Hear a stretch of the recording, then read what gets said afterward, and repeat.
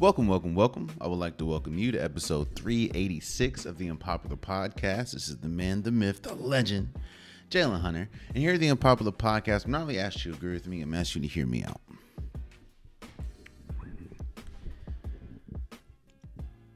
One thing that we've learned, and one thing about life that we need to remember is everyone has different pathways to get to where they need to go. Everyone takes different pathways to get to their ultimate goals. Not every journey, not every destiny, not every destination has the same coordinates for everyone. Yeah, we both can work at a multi-million-dollar company, but how we got there is drastically different and would be drastically different because we're two different people. Of course, we're going to start this episode with the Draymond Green situation. Draymond Green has been suspended indefinitely by the NBA for pretty much punching Yusuf Nurkic for the Phoenix Suns in the face. Been suspended indefinitely.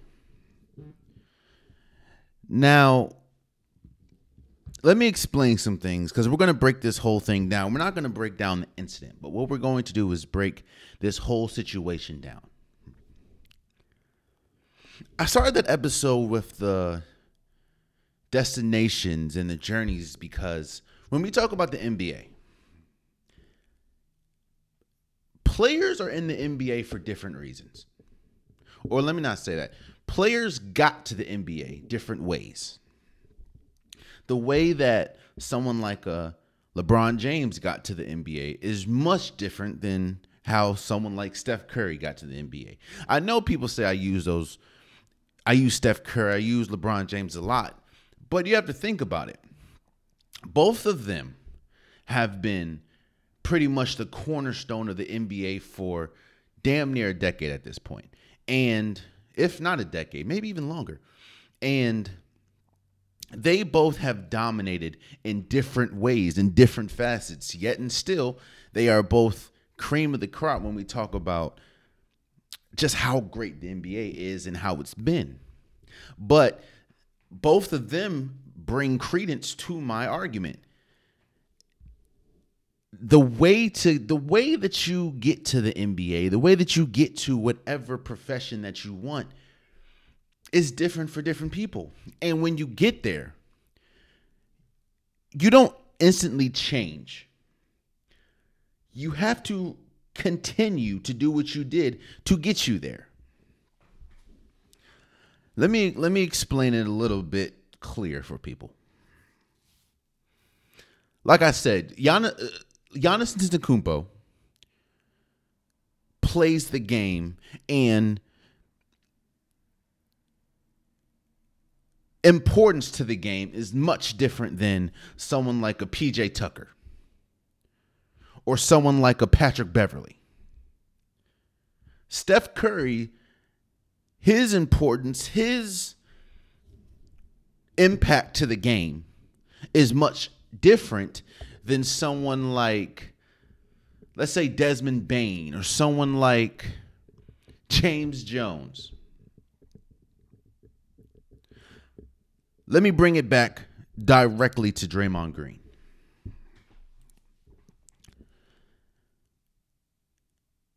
People are asking what's going on with Draymond Green. Why is Draymond Green acting the way that he is acting? And I am not going to speak on anything that's happening off the court because I don't know. I don't know what Draymond Green is going through. If he even is going through something in his personal life, I don't know. And I think it would be ignorant for me to speak on a situation that I don't know. But I'm going to tell you what it looks like to me.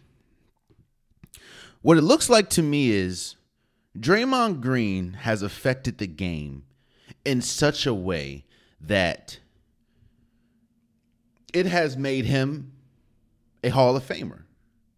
He's affected the game in such a way that it has had a direct correlation to Golden State Warriors winning 4 championships. Draymond Green has affected the game in such a way that he is now widely considered one of the best defenders in this era. And the firiness, the brashness, the way that he approaches the game is different than a lot of other people, but he has to approach the game that way. Because he doesn't shoot like Steph Curry or Klay Thompson. He isn't physically dominant like a Nikola Jokic or a Joel Embiid or a Giannis Antetokounmpo. He doesn't have the handles like a Kyrie Irving or a Jamal Crawford. He has to affect the game the way that he affects it. Now, it sounds like I am justifying what Draymond Green has done. It sounds like I am a quote-unquote apologist for Draymond Green, but that's not the case at all. Do I think Draymond Green deserved to be suspended indefinitely? Yes. Do I think that Draymond Green has crossed the line on multiple occasions? Yes. But that right there is where this conversation is starting. And that right there, honestly, is where the conversation ends, that this has been Draymond Green. Now, no, I'm not saying that he should be hitting people or he should be stomping on people or he should be choking people out. I mean, we know about this is his 4th suspension in this calendar year.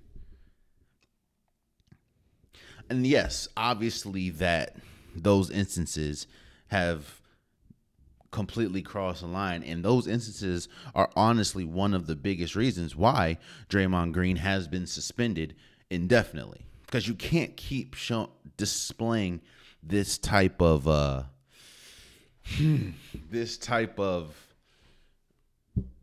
actions on the court, especially when you're trying to promote a game. It just can't happen. But again, this has been Draymond Green his entire career.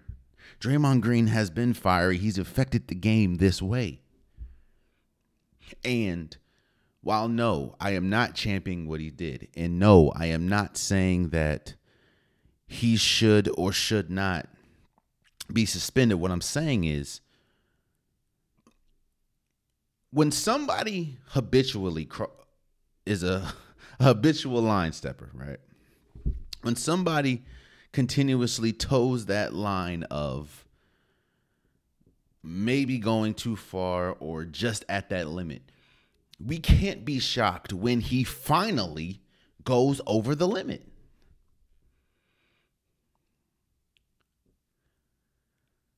Does this take away from the fact that Draymond Green is who Draymond Green is? No. But we have to understand that with Draymond Green being this way, stuff like this is going to happen. Now, again, I am not saying that he should not be reprimanded for it. I'm not saying he should not be suspended for it. But no one should be shocked. No one should be ringing the alarm saying Draymond Green is sick. Draymond Green is not good for basketball. This is what got Draymond Green here. This type of fieriness has got Draymond Green 4 championships. Because don't get me wrong, I understand that you're playing with Steph, Clay, you played with KD, but Draymond Green was a equal important part to this whole Golden State dynasty that was.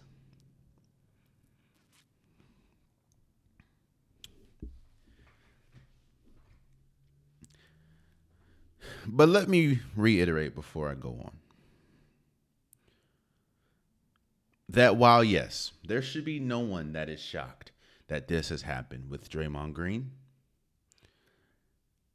that doesn't ultimately mean that what he did was justified. And that doesn't ultimately mean he shouldn't have been suspended. I think his suspension, I know indefinitely sounds extremely harsh, because indefinitely doesn't have a ceiling, and it also doesn't have a floor. That's kind of where I think they messed up, which is the NBA, in announcing this. It's like, what does that mean? We've heard Kyrie Irving got suspended indefinitely, and I think he was out for 7 games, maybe 10 games. I do know this. His suspension has to be longer than 5 games, because the whole Rudy Gobert choke, which happened just last month, he was suspended 5 games. So if you're going to suspend him 5 games for that and then slap on an indefinite suspension, it has to be longer than 5 games. I hear people saying that he should get 20 to 25 games. I don't agree with that. I think that if you get 10 games, if you get 15 games, I get it. Trust me, I get it, especially when you're a repeat offender. But I do know that it has to be longer than 5 games. And I think, again, that is where the league kind of messed up. At least not having, you could say, suspended indefinitely with a minimum of X games. Because now you're just leaving a big, monster ball out there saying, all right, so how long is this suspension? I know that Draymond Green has to work with the league as far as counseling and programs and stuff that he has to do before he gets back on the floor, which I understand completely. I mean, when you see acts like this, people are automatically going to go to anger management. People are automatically going to go to there's something going on at home. Again, I am not going to address, or I'm not going to put out there that there's something going on at home with Draymond Green, because I literally do not know.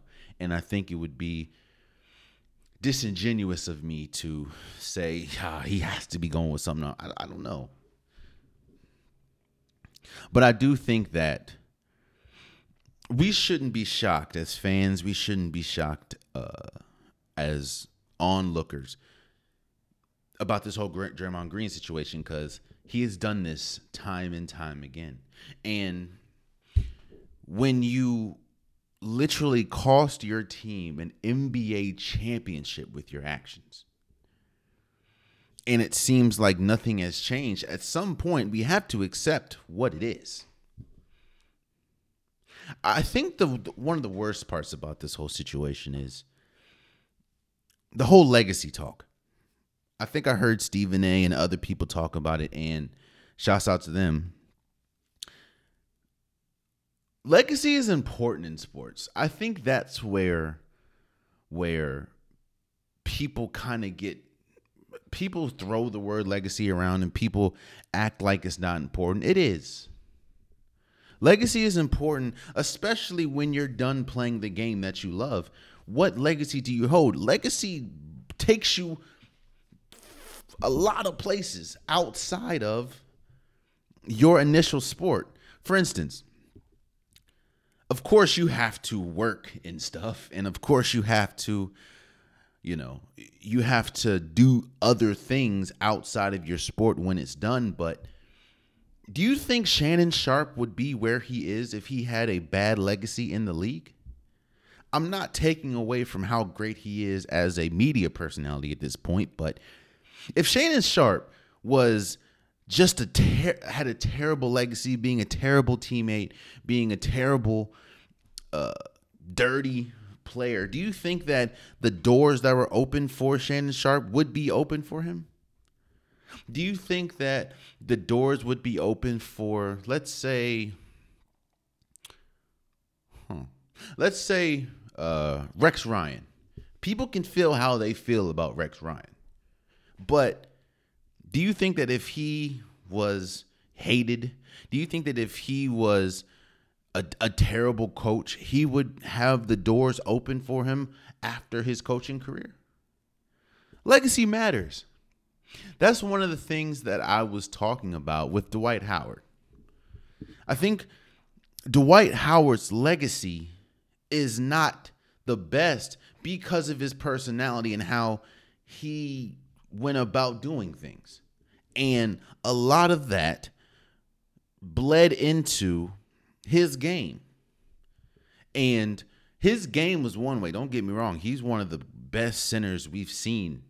But when your legacy isn't the strongest, especially while you're playing, and then the injuries start to happen, and then, you can't be the Superman that you were, and now you have to lean on relationships, you have to lean on legacy, and then it's as shaky as it is. Now you're looking, Dwight Howard probably should still be in the league, but there's a reason why he's not.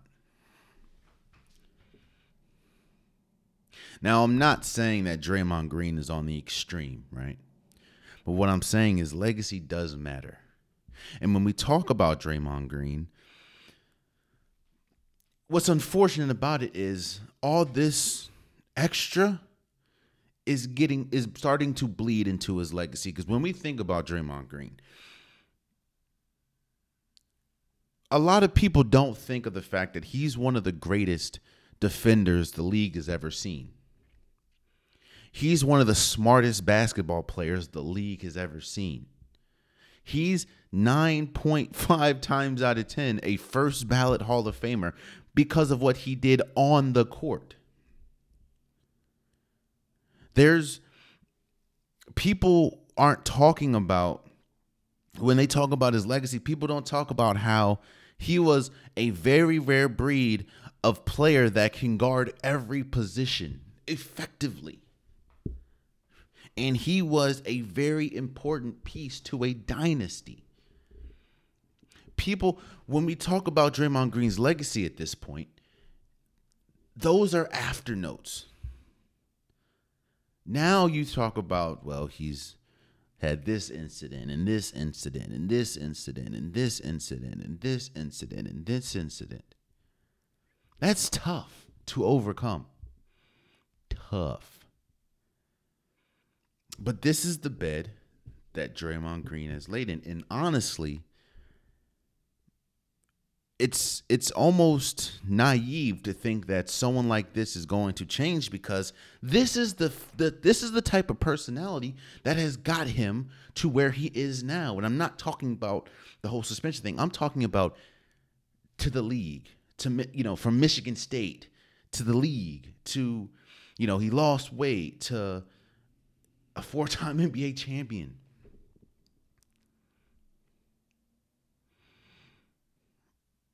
It's tough. It's tough, and it's damn near impossible to turn off or to pivot from what got you to where you are, when what got you to where you are has got you uber success in your craft. But what does this mean? Speaking in the present day, what does this mean for the Golden State Warriors, and what does this mean for Draymond Green, seeing as though he's going to be suspended indefinitely, or he is suspended currently indefinitely? I talked about this last episode, I believe. Yes, I did. I talked about this last episode. Sometimes when you're not ready for change, or when you're not ready to accept what is, and what is not what it's been, sometimes you try to continue to maneuver how you've been maneuvering, but it's not warranting the same results. And in that, it breeds frustration. It breeds stuckness. It just breeds negativity. Golden State currently is under 500. They just lost to the Suns and the Clippers, actually. Golden State, I understand that people are trying to hold on to this dynasty. And in one hand, I get it, and I might do the same thing. But on the other hand, I understand what I'm seeing. And it's not just out of Golden State. It is the landscape of the league. I understand you still have a top, arguably 5 player in the league in Steph Curry, and he's still playing like that. Yeah, he's had a couple of shaky games, but that's not because he can't ball out. That's because he has to carry more of a load now. Not just because Draymond Green is suspended, but because the team around him is not playing up to their capabilities. Or are they? And when I say are they, I look at 2 players that have been underachieving. Now, I know that this is kind of a tough thing to prove, seeing as though Klay Thompson did just have a 30-point game in his first 30-point game of the season against the Clippers. But the 2 players I'm looking at right now, and the 2 players that I'm looking at is the main reason why I think this dynasty is over, is Klay Thompson and Andrew Wiggins.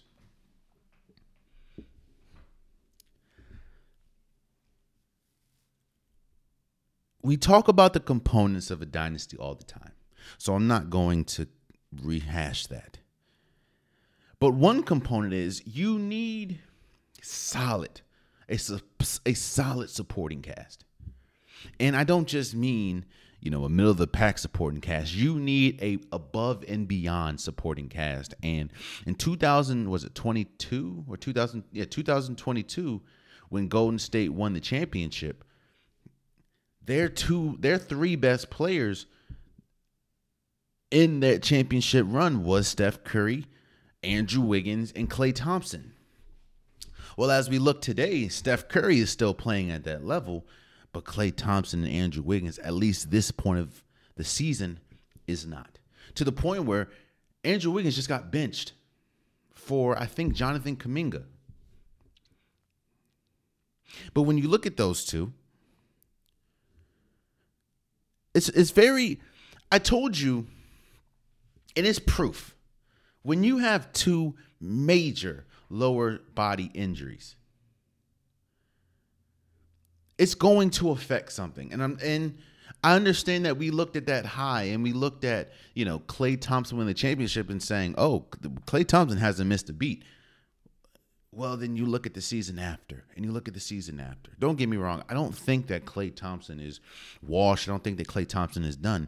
But I do think that this is the Klay Thompson that we're going to get.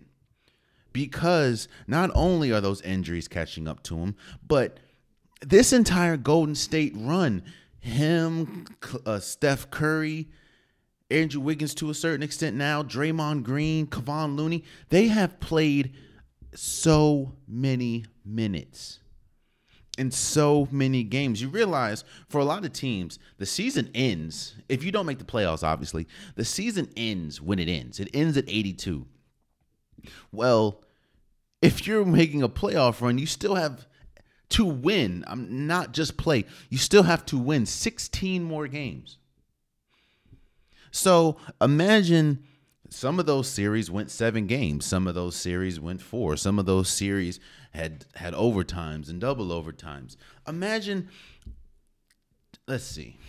I'm not about to do the math, but imagine having series after series after more games than other teams. It catches up to, especially when you have injuries or you've had a history of lower body injuries that has taken you out for years. So and I kind of was like this too. So I'm not bashing anyone. I'm not saying that, y'all, I'm right and y'all are wrong. I thought, okay, well, Klay Thompson, even though he came back, he won that he helped them win a championship. And I thought to myself, well, okay, if Klay Thompson looks like this, we shouldn't have to worry about, no injury bug. Well, I was wrong. And not the injury bug, like the duration of the season and the duration of the games and the injuries and just the sheer amount of games that's on those legs and on the body. I didn't think it was going to come back and affect them. Well, it has. And that's something that us as fans and Klay Thompson, honestly, himself has to accept. And the Golden State Warriors have to accept. You can't use Klay Thompson the same way that you've used him for his entire career because he just can't be that anymore. Klay Thompson used to be one of the best two-way players in the world. He used to, being 6'7", he used to be able to guard people 1 through 4, sometimes the 5. Because he's a lanky 6'7", and he can still give you 50, 60-point games. That Klay Thompson is done for. And that's not a bad thing. That's just life. Now you have to accept what is. I think the biggest and the more alarming one is Andrew Wiggins. Andrew Wiggins was the clear-cut second best player in that NBA Finals run. There was series where he had to guard Luka Doncic in the NBA Finals. He had to guard Jason Tatum and Jaylen Brown. And he was the second best player. Well, and I'm not going to speak on what happened off the court because I don't know. But last year, he missed a good chunk of the season due to personal reasons. And it seems like he has not been right since. He's been such a shell of himself. And when I say of himself, he has been such a shell of that player that he was for that NBA Finals run. Because trust and believe, if Klay Thompson if Klay Thompson still is who he has been recently, but Andrew Wiggins was playing like that, playing like the Andrew Wiggins that we saw in the NBA Finals, Golden State would be in a much better place than it is right now. But Golden State is pretty much right now in such a weird spot because one thing that I do know and one thing that we can look and history tells it all. Dynasties do not end pretty. If you don't believe me, look at the Celtics dynasty.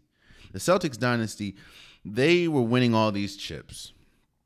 And then there was such a long break. I know they won in like the 80s. And then the next championship they won was, I think, 2008 or 9. The Patriots dynasty. We look at what it's looked like since Tom Brady's there. And I'm not just saying that the dynasty was on Tom Brady, but look what the Patriots have looked like. Bill Belichick's probably about to be out of there. And there's even smaller dynasties like the Yankees. That's a great one right there. The Yankees. So dynasties never really end pretty. But the Golden State Warriors is in such a weird place because Steph Curry is still playing like a top tier player. And you want to maximize these Steph Curry years because as good as Steph Curry is, he can win you a championship or at least get you as close as possible. Now, yes, he obviously needs help, but Steph Curry is still a once-in-a-generation type player when we talk about his shooting ability, his just everything he brings to the game. So you want to maximize that, but you also understand that the pieces that you have in place are not living up to what they need or are not performing the way they need to for a championship level, especially when you see the landscape of the league and how the room for error is much slower than it's ever been. When you have teams like Phoenix, the Clippers now that they got their act together with James Harden, the Nuggets, the Kings, like the Timberwolves, that's the number one team in the West right now. You ain't got no room for... And it brings me back to Draymond Green. I say all that. And all that is pretty much me saying that the room for error is much small, especially seeing as that the Golden State Warriors are under, I think they're 4 games under 500 right now, 4 or 5 games. That margin for error has shrunk considerably. And not having their emotional leader, not having their best defender, their smartest defender, there's one of their smartest players, not having him for a good amount of time, and having, Chris Paul pretty much a shell of himself when we talk about scoring the ball. What do you think is going to happen with Golden State? That's already struggling with Draymond Green at times. Now, yes, I will say they have had probably the hardest schedule to start the season, but still, that indefinitely, we do not know how long that's going to be.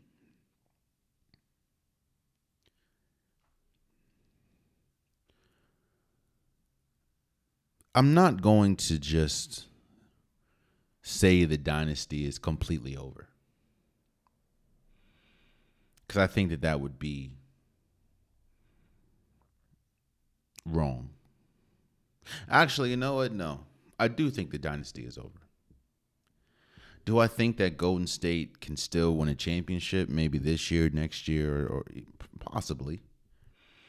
But when we think about dynasty, we think about dominance. We think about always being there. We think about a team that you can never count out. Well, at least this year, I don't foresee a path that Golden State can win a championship.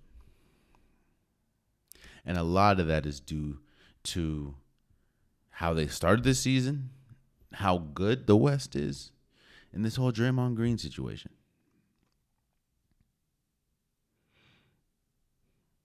And for the people, because I know a lot of people have said, but what about Steph? Steph's the leader. Why hasn't Steph said anything? I look at it like this. What do you think is more important right now? Steph telling us something, or Steph telling Draymond something? I know that the conversation, the argument is, well, if this was LeBron, it's not. And I think a lot of times what people get confused and what people forget is Steph and LeBron carry themselves much differently. Quiet as it's kept, this is Steph has never really been in the limelight outside these last few years. And with him being in the limelight these last few years, it's been mostly to promote, the Curry brand, whether that's the Curry shoe, whether that's, signing athletes. I know he signed Asia Fudd that plays for the Connecticut Huskies. I know he signed De'Aaron Fox to Curry brand. So outside of that, Curry hasn't really been in the limelight. Curry is a family man through and through. Again, I don't know what he does on his personal life because he doesn't really share his personal life outside of course, pictures of his wife and kids and stuff like that. But Curry has never been the one to be the face of or have a public comment about something all the time. LeBron James has been. Now, I'm not saying one approach is better than the other. That's just how they both approach things. But I almost bet, I can probably bet, I don't know obviously, but I can almost bet my life that Steph Curry and Draymond Green has had a one-on-one conversation about all this and how this not only affects Draymond Green, but it affects the totality of the season and the totality of this team. Because trust and believe, man, I don't care what you say. This team needs Draymond Green to win a championship. They need it. They need it for the defense. They need it for the leadership. They need it.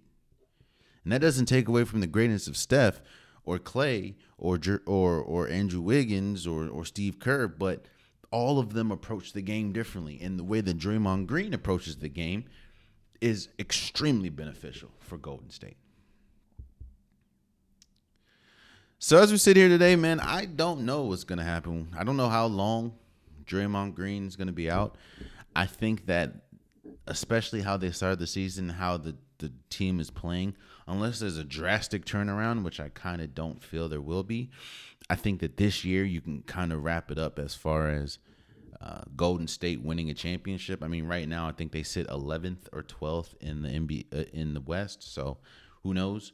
And there's only been one team that has ever made it from the play-in to the NBA Finals, and that was the Miami Heat, and we saw how that went. But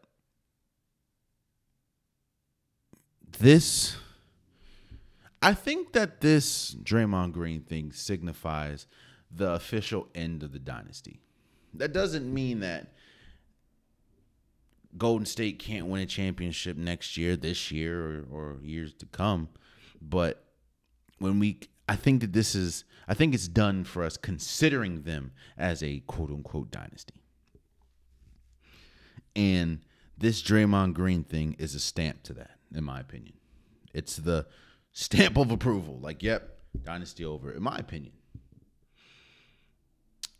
But then again, to highlight my first point, for people that are saying Draymond Green is bad for the sport, Draymond Green needs to change his game. How do you expect that when the things that Draymond Green has been suspended for? Now, yes, he obviously isn't always choking people or stomping on people or punching people, but that fieriness, that habitual line stepping has got him where he is. And where he is, whether you want to admit it or not, has been quite successful. We'll see. Let's move on to Brandon Staley and the Los Angeles Chargers. So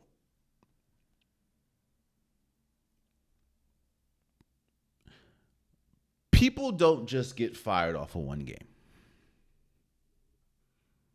I know it may seem like it sometimes, but people don't just get fired off of one game.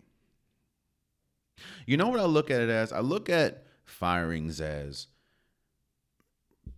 if you get fired from something, now, unless it's something just extremely egregious or extremely against the law or something, but usually to get fired, your employer or something like that, they build up a case to fire you. And they're waiting for that one thing. They're waiting for that cherry on top. They have the milkshake ready. They have the whipped cream ready. The only thing they're waiting on is that cherry on top. And once they get that cherry on top, it is curtains. People just don't wake, again, unless you do something just completely egregious or just completely against the law or something. You just don't, you're not just the A1 employee and then the next day you're fired. Now, laid off is different, but fired, if you're an A1 employee, you're not just going to get fired. Again, unless you do something just completely egregious or against the law. Brandon Staley, the Raiders beating the Chargers 63-21 wasn't the start and finish of Brandon Staley's firing. What it was the cherry on top. We've talked about this for weeks now, that Brandon Staley should, not even weeks. I'm sorry. Let me backtrack. We've talked about this for years now, that Brandon Staley should not be the head coach for this Chargers team. We talk about the fact. Let's kind of shelf that for a second. Let me tell you how you know Brandon Staley wasn't that good of a coach. Let's even take out the Raiders beating them by 21 or 22 and almost putting 70 on the board. The marking of a good or bad coach is what do you get out of your players? Do you get the best out of your players, or does your players seem to always be a step behind what they should be? Usually that's coaching. For instance, we know that Eric Spoelstra is a good coach. Why do we know that? Because every single time a player goes to the Miami Heat, they usually get the best out of that player. If you don't agree with me, look at Kyle Lowry and his whole weight situation. Look at Jimmy Butler. Look at Bam Adebayo. Look at Duncan Robinson, Tyler Hero. You can tell that, hell, some people argue that the best LeBron James has ever been is when he was on the Miami Heat. Usually a good coach, a great coach, gets the best out of their players. Well, when you look at Brandon Staley in this LA Chargers team, what has been the gripe? What has been the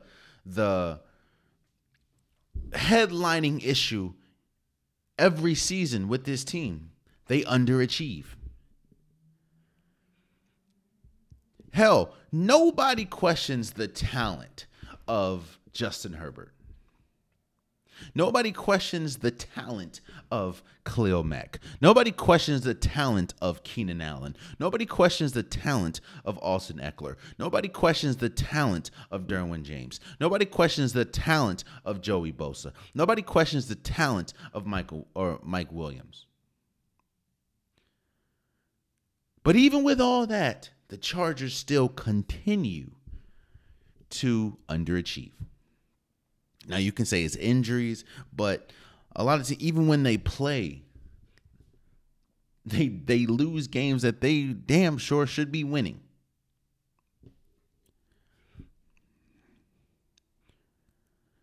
So, on top of that, we can talk about the poor clock management, the same thing that's plagued Mike McCarthy for a lot of his career.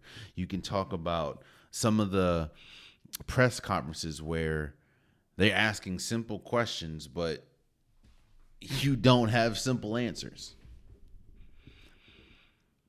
The Chargers and Brandon Staley have been building that milkshake, that firing milkshake, for years now. And it's not just the fact that the Raiders beat them as bad as they did. It's the fact of how lifeless the team looked. That was the cherry on top. When you have what some people are calling a generational type player in Justin Herbert, when you have a clear-cut top 10 wide receiver in Keenan Allen, when, at least going into the season, you had a top 10 wide receiver in Austin Eckler, when you had one of the best defensive players by name in Khalil Mack and Derwin James and Joey Bosa when healthy, and what do you have to show for it? Nothing.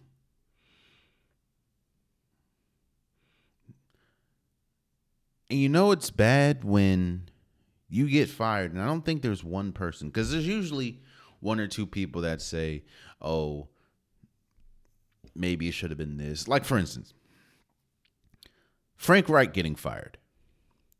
There was a lot of people, including myself, that said, you can feel how you feel about Frank Reich, and you can feel that he deserved to be fired or not, but the issues are still prevalent, and that is the team that has been built not solely because of and not solely by Frank Reich is not adequate or not good enough to produce wins.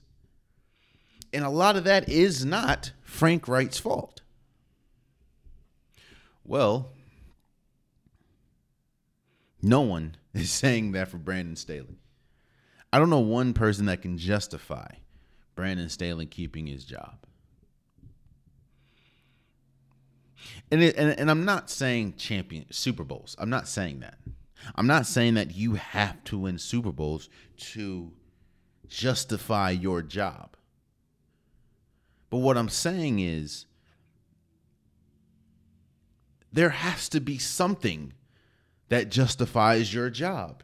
And we have not seen that for years now with Brandon Staley. I think we conflated, and I think I conflated it a little bit. So I'm going to admit I did it too. I think we conflated the greatness of Justin Herbert with Brandon Staley. Instead of looking at it as the greatness of Justin Herbert is blanketing a lot of issues that Brandon Staley brings to the table, I was saying, well, you look at Justin Herbert, and while he has a lot of individual success as far as numbers and accolades to a certain extent, that had to be because of the Brandon Staley pairing, but it's not.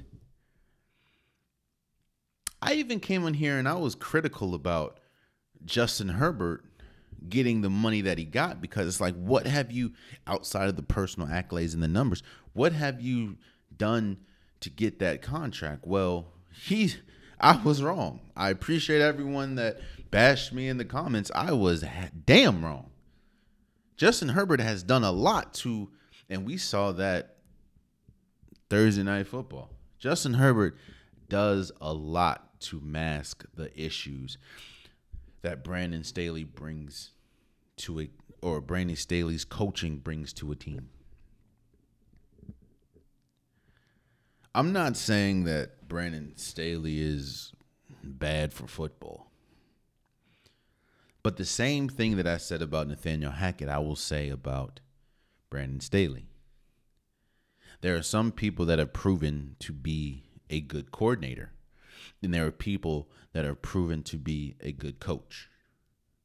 Sometimes both of those cannot coexist.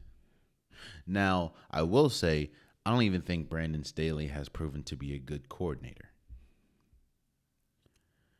Which does bring the point and bring up the question, how the hell did you get to become a head coach? I'm not going to go down that road, but this is yet another year where we look up and the Chargers have drastically underachieved. The Chargers are not even in the playoff discussion, and they just lost to the Raiders, that has Aiden O'Connell as their starting quarterback, that has Antonio Pierce, who has done a fantastic job, by the way. Shouts out to him. But it has Antonio Pierce, who went into the season not expecting to be a head coach, as the head coach. You lost to that team 63-21. And honestly, the score was much, much further than it looks like. It was much worse than just a 42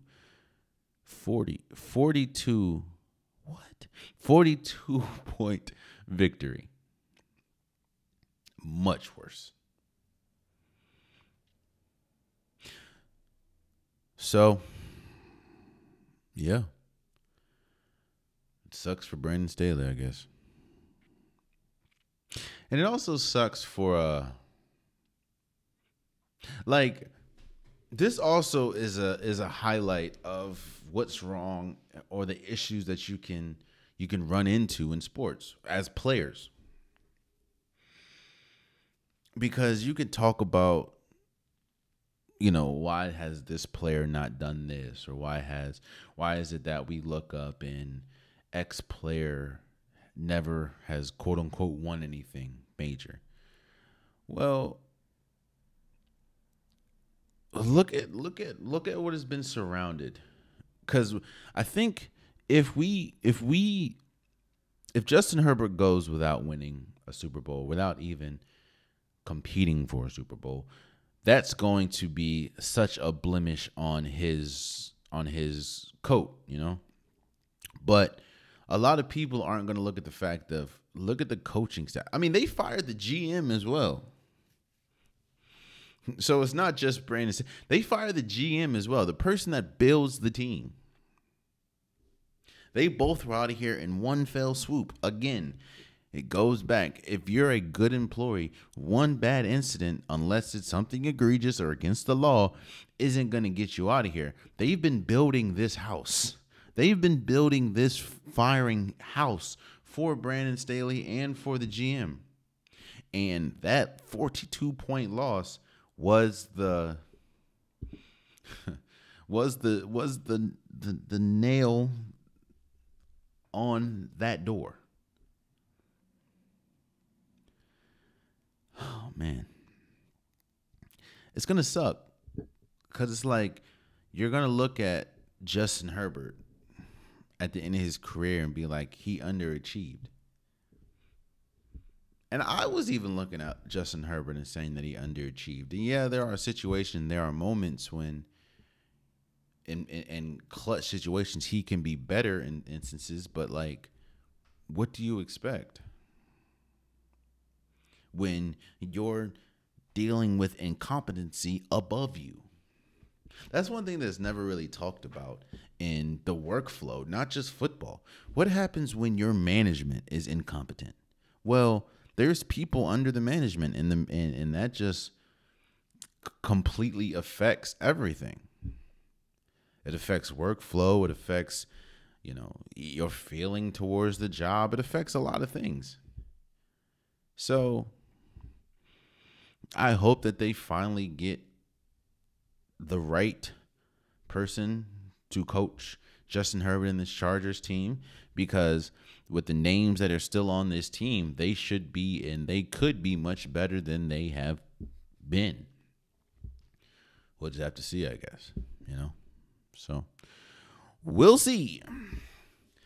But with week 15 now upon us, seeing as though Thursday night football is over, I will give my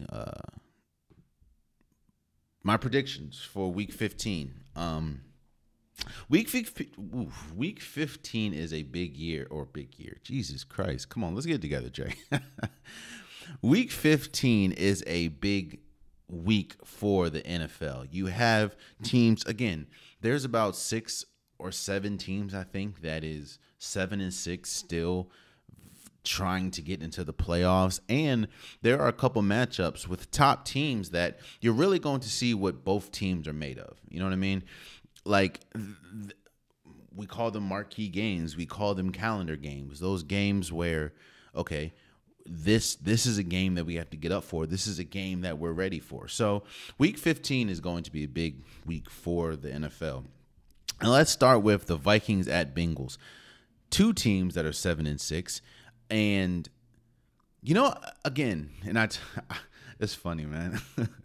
I titled last week's or Wednesday's episode a boat always finds its water. That is most definitely, or always finds its level. That is most definitely not the saying. But I was already wrong in it, so I just swam in the wrong. I think it's a water always finds its level. Shouts out to my girl Brittany. She kind of steered me in the right direction on that one. But yeah, no, I was completely wrong. It is a water always finds its level. So shouts out to me. I was so wrong. I was just like, hey, let's just roll with it. You know what I mean? But back to what I was saying, people are confused that Joshua Dobbs is now a third string quarterback. I don't know why, bro. He's been on like 9 teams. Mind you, name me the great player, the game-changing player. We'll talk about that in a second. Name me the player that you know has hopped around from team to team to team. You know why you know a great player has never really hopped around from team to team to team outside of like James Harden and Kyrie Irving? And those, of course, are outliers, because if you're so great, a team doesn't want to let you go.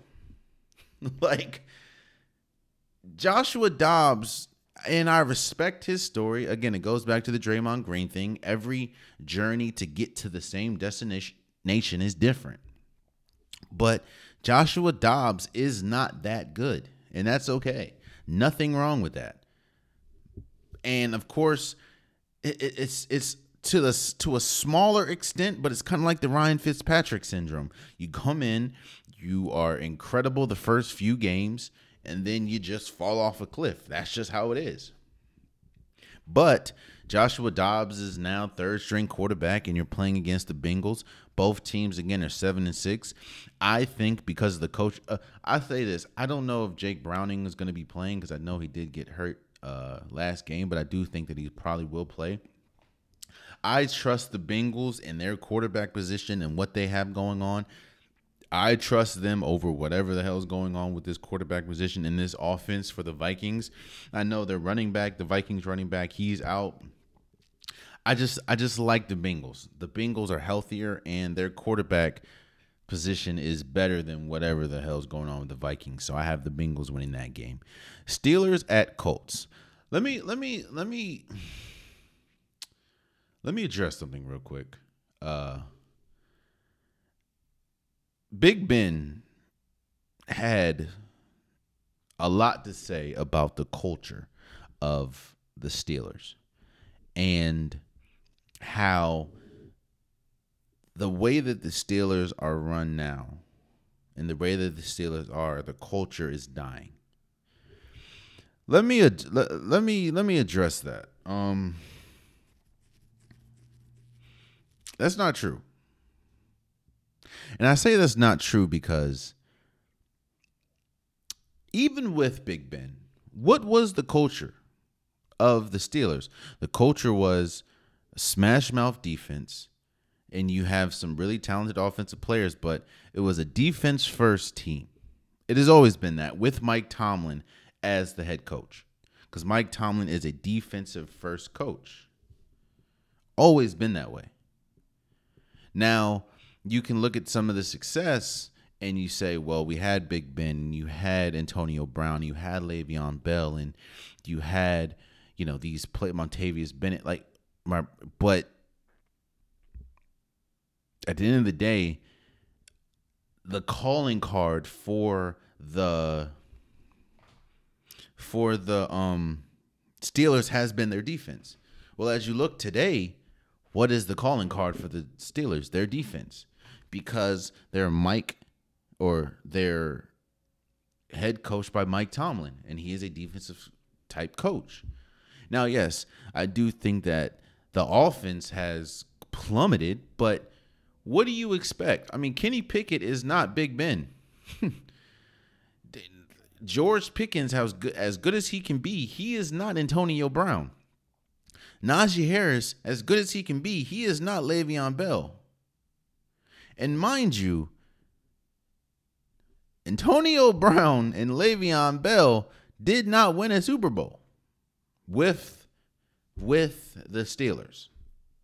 I know Le'Veon Bell, I believe, won one as like a player that's on the team, for the charts for a team, I think.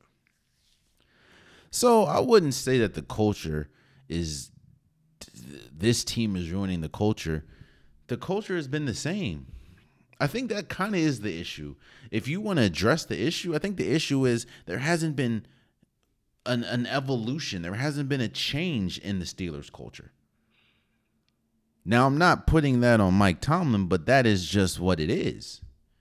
this team has pretty much been the same for a while now. And the philosophy had been the same, but the problem is, and I'm not saying this is Mike Tomlin should get fired or anything, but Mike Tomlin has always been a defensive first coach. Well, if you look at recent history, when is the last time a defensive first coach won a Super Bowl? I can tell you, Bill Belichick, when they had Tom Brady. So, like, I don't know what you expect. You know what I mean? But getting back to this game, the Steelers at Colts. I don't know what's going on with. I don't know if Kenny Pickett's going to start. I don't know if Mitch Trubisky's going to start. But while yes, the Steelers' offense has been better, it isn't still up to par. And I know that T.J. Watt is coming back, but I don't know if he'll be 100%. So I'm going to pick the Colts. The Colts are at home as well, but the Steelers just lost to they just lost to two terrible teams. So I have the Colts winning. Broncos at Lions. This is a huge game for both teams. I know that the records don't show it, but the Broncos are still kind of hot. I think they've won 5 of the last 6 or 6 of the last 7, something like that. And the Lions are kind of on a free fall right now, even though they're 9-4. They need to get it together. This can be all right, let's get this together type game for the Lions. And this is we need this game for the Broncos. Now, I'm going to pick the Lions because I think the Lions are a better team. But as we sit here right now, Russell Wilson has been playing better than Jared Goff, and this Broncos team in general has been playing better than the Lions in recent weeks. But I do think that the Lions are a better team, and the Lions are at home. I am going to pick the Lions. You have the Falcons at Panthers. At this point, the Panthers, they're just an easy win. I could be wrong, but because again, the NFC South is porous, but I'm gonna go with the Falcons. It doesn't matter how bad Desmond Ridder could or could not play. It doesn't matter if they give the ball to Bijan Robinson or not. I think that the Falcons are going to win the game because the Panthers there's just a lot wrong with the Panthers right now. So I have the Falcons. Bears at Browns. I'm going to go with the Browns because I don't think that Joe Flacco is going to be as good as he was last week, but I do think that Joe Flacco is let's say he's a stabler. He's able to keep this team afloat because the defense is still the defense. I think that Joe Flacco does more good than bad. Not saying, again, I don't think he's going to be as good as he was last week, but I have the Browns winning this game because I just think Joe Flacco is still a positive for this team. Buccaneers at Green Bay. I actually have Green Bay winning this. I just think the Green Bay, even though they did lose, what did they lose? No, they won. No, they lost. Did Green Bay win? No, they lost.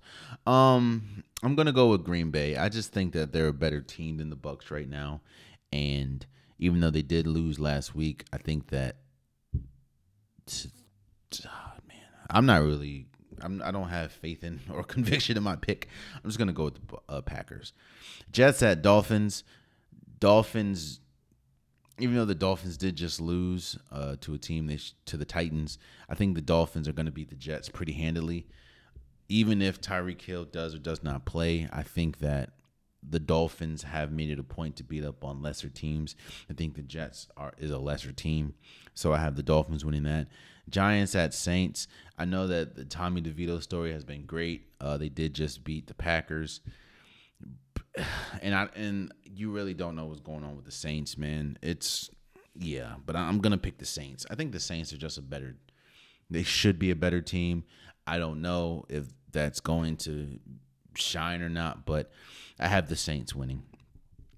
Texans at Titans.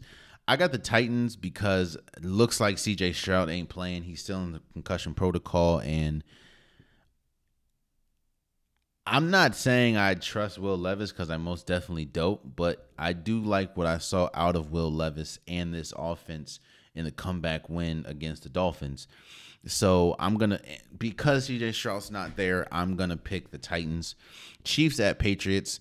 There's been a lot of heat coming the Chiefs' way. Hell, I sent some heat the Chiefs' way because the realization is at this point, they have not played like a top-tier team should be playing. Or let me not say that because the record definitely says they have, but they have not been playing the way that you would expect the Chiefs to play like.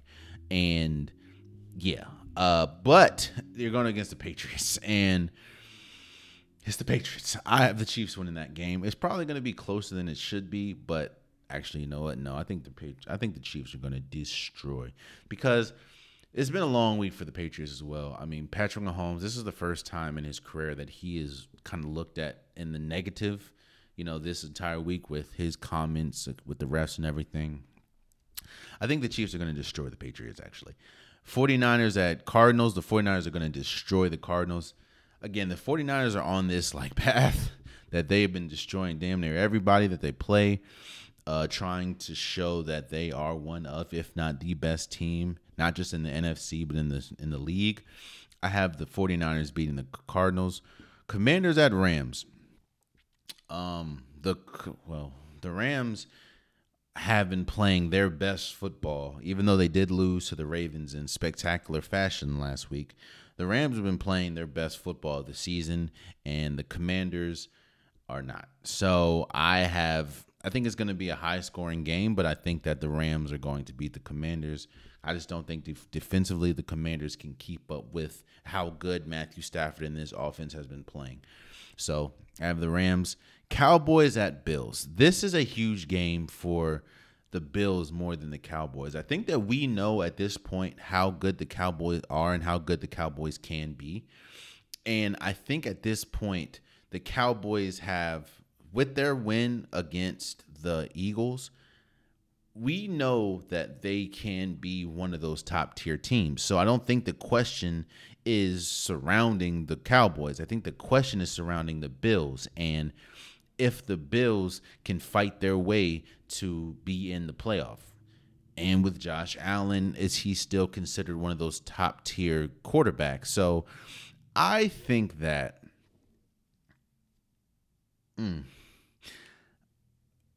this is a big. I think that this. I'm gonna pick the Cowboys though, man. I think the Cowboys are just a better team than the Bills. I think that Josh Allen is overall better than Dak Prescott, even though Dak Prescott has been playing better than him this season. But I like the Bills in this one. I mean, no, I'm sorry. I like the Cowboys in this one. I think the Cowboys is a better team, especially when you look at their defense. And, Michael Parsons has been great, and Deron Bland has been great, and Stephon Gilmore has been great. I have the Cowboys. The sneaky biggest game of the week, in my opinion, is Sunday Night Football, Ravens at Jaguars.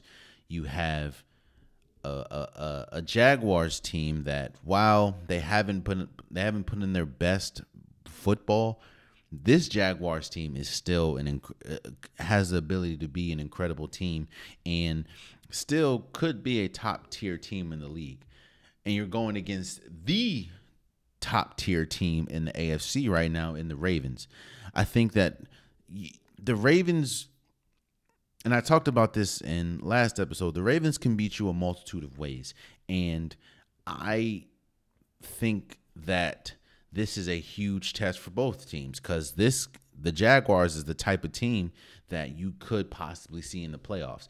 Kind of like it was, the Ravens, again, they're 10-3, and in all of those 3 games that they lost, they should have won. So they honestly could be 13-0 if they didn't squander some games. So I'm going to pick the Ravens. I think the Ravens have proven that they can beat you a lot of ways. And I don't know if last week, the Jaguars losing to the Browns was more about, Trevor Lawrence's ankle and if, but we'll see. And I have the Ravens. I think the Ravens defense, again, I will highlight the fact that Jadeveon Clowney has been playing some of the best football he's played in his career with the Ravens. Roquan Smith has been great. Marlon Humphreys, he has his moments, but he's been good. Kyle Hamilton has been great too. This defense has been great. So I think the Ravens are going to win. And the Eagles at Seahawks for Monday Night Football. I think the stat going out right now is the Eagles are on like a 15. I think it's like 15 or something. The Eagles on like a 15-game losing streak to the Seahawks. It's tough. And I think that losing streak is going to come to an end on Monday Night Football. The Eagles, they have not been good. Their defense has been terrible, but they're still 10-3, and that's something that you can't take away from them. And I think that they've been playing better, at least offensively, and in recent weeks than the Seahawks. The Seahawks have kind of taken a nosedive from where they were to where they are now in the beginning. So I have the Eagles winning. Those are my predictions for Week 15. Let me know what you guys think. Leave it in the comments. Tell me where you think I'm right. Tell me where you think I'm wrong. We'll discuss it. And for the unpopular topic of the day,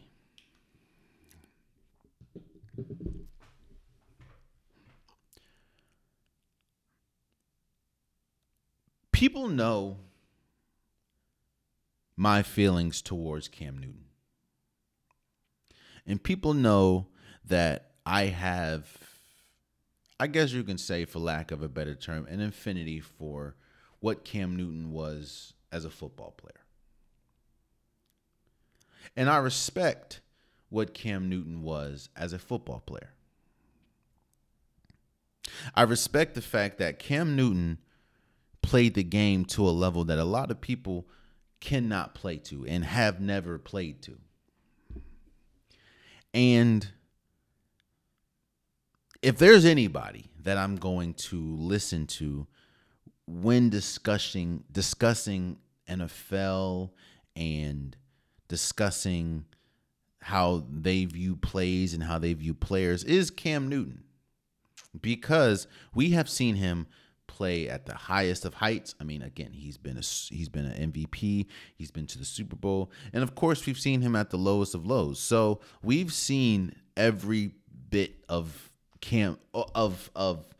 football in one player, and that's Cam Newton. Again, he's won a Heisman. He has been benched before. He has won a national championship. He had to ride the bench in Florida so he has done everything there is to be done outside of course, win a Super Bowl in the NFL.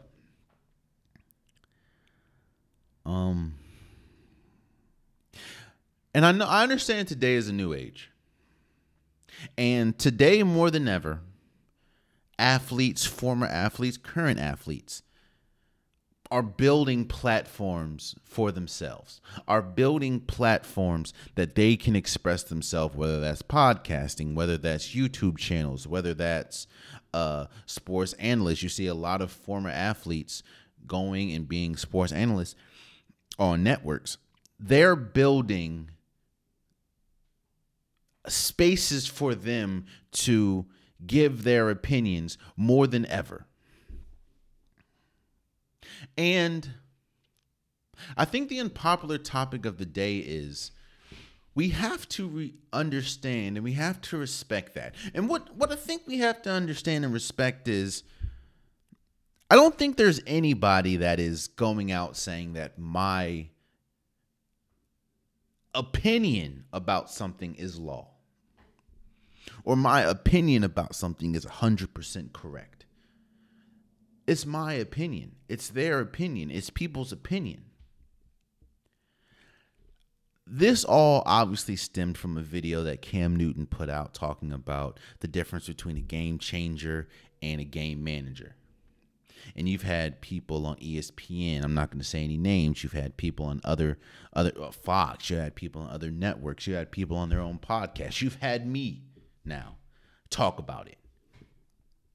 And I think what people are getting, I think what's being lost in all this is Cam Newton did what we all do. And that's give his opinion, whether he is right or whether he is wrong, whether you feel he's right, whether you feel he's wrong. It is his opinion and it is on his platform. So he is able to give his opinion, whether you agree with it or not. What I don't like is when people don't agree with someone's opinion, they just don't live with the disagreement. They just don't live with the fact that, okay, well, I disagree, but I'm gonna keep moving. I feel like some people go out of their way to bash that person or go out of their way to discredit that person because they don't agree with their opinion. It's not just with Cam Newton. You see that all the time. You see that on my podcast. There's a lot of times people has said vile things to me, has said crazy things to me in my comments about videos or about topics that they don't agree with my opinion. And while it is what it is, I put my opinions to the world, which means that I should be open to criticism. I should be open to disagreement. I should be open to agreement. So that's cool. But when people go out of their way to disrespect me or disrespect somebody because they don't agree with their opinion, then at that point, that's where the issue lies. And I think that is kind of what we saw with Cam Newton. Cam Newton voiced his opinion, an opinion, might I add you, that he has the ability to speak about because he lived it. People disagreed with his opinion, and instead of living in the disagreement or saying, well, I disagree, but that's how he feels, and keep it moving, I felt like they bashed him. They bashed his points. They bashed his attire. They bashed his playing career. Like, Cam Newton wasn't an MVP. Cam Newton wasn't in the Super Bowl. There's players that we revere for being some of the greatest players of all time that has not done half of what Cam Newton has done. And because people disagree with his opinion, that's the key word in this entire thing. His opinion. And I appreciate and I love what Cam Newton put out. It was like a 9-minute video of pretty much saying what I said, that this is just his opinion. And people try to discredit him because of his opinion. Now, I'm not going to address people are saying that Cam Newton and these athletes, there's like a war between them and sports analysts because the analysts think that these athletes are going to take their job. I look at it like this. If you're good at something and you know that you bring value to something, you should never be worried about somebody taking your job because you know the value that you bring. And you need to show that value. And if you continue to do that, like for instance, I'll say one name.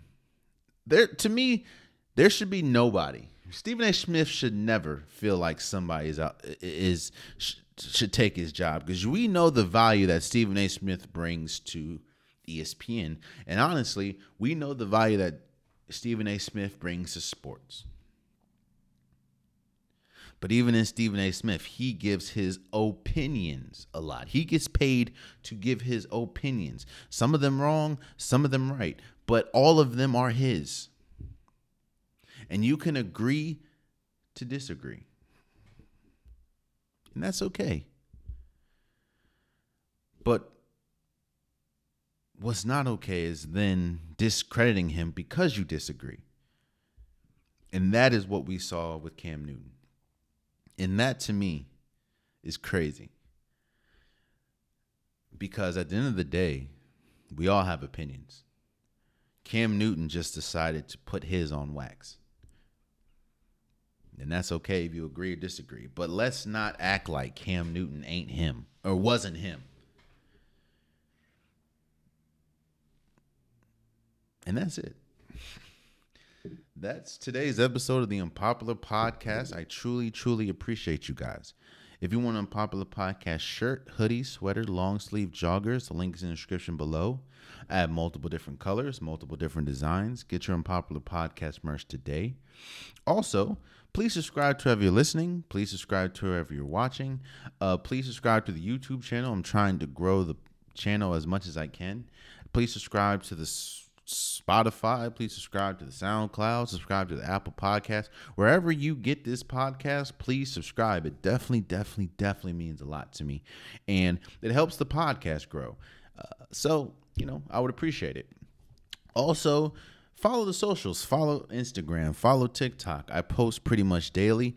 That's where you can reach me the fastest. That's where you can, again, keep it respectful. It goes back to the last thing, man. I understand that a lot of people probably don't agree with what I say, and that is okay. That is perfectly fine. Your life is perfect for you. My life is perfect for me, and my opinion has gotten me to where I am. Your opinion has gotten you to where you are. Both places are perfectly fine. So if you don't agree with what I say, you can leave it in the comments, and that is perfectly okay. We will debate. We will talk about it. Hopefully we can laugh. Hopefully you'll change my mind. Hopefully I'll change your mind. If not, we can agree to disagree. But just keep it respectful. Keep it respectful, please. And everything will be okay. Until next time, much love.